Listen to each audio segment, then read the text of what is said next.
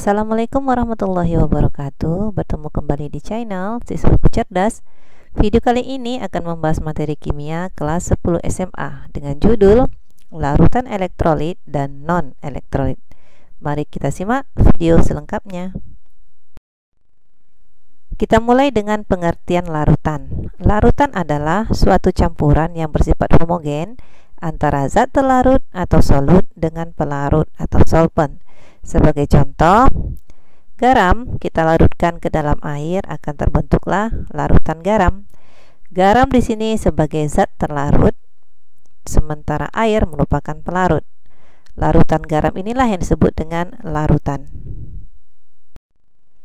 Berdasarkan daya hantar listriknya, larutan ini terbagi dua. Yang pertama adalah larutan elektrolit dan yang kedua larutan non-elektrolit.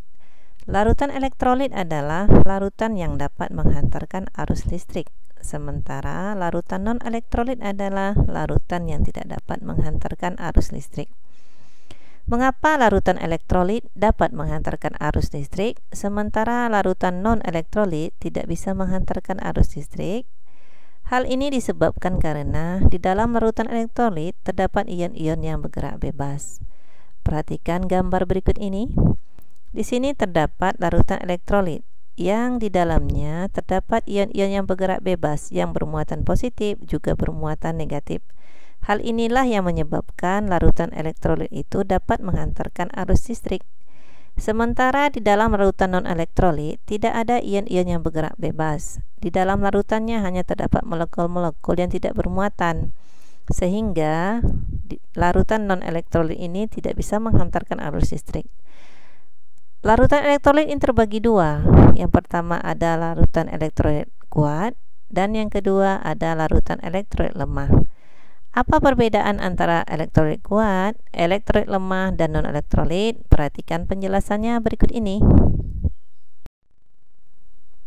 Beda larutan elektrolit kuat, elektrolit lemah, dan non-elektrolit. Perhatikan tabel berikut.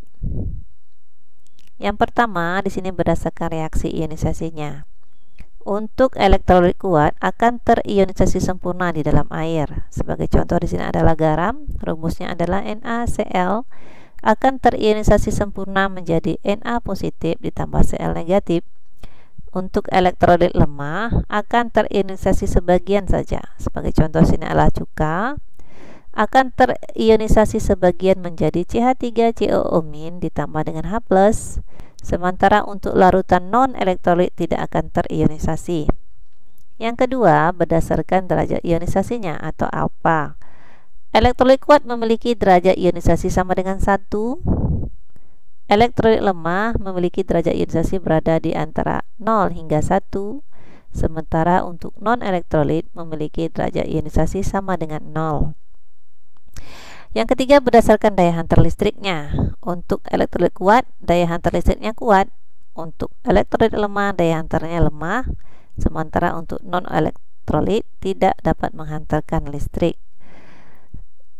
Daya hantar listrik ini bisa kita lihat berdasarkan eksperimen. Untuk elektrolit kuat memiliki lampu yang menyala terang dan banyak gelembung gasnya.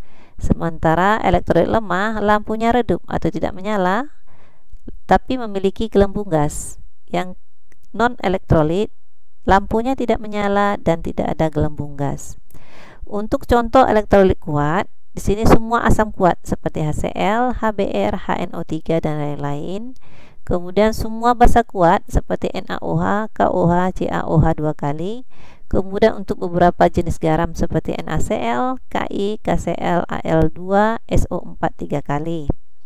Contoh untuk larutan elektrolit lemah seperti asam lemah HCN, CH3COOH, basa lemah NH4OH, NeOH 2 kali, kemudian garam seperti AgCl, CaCrO4, PbI2.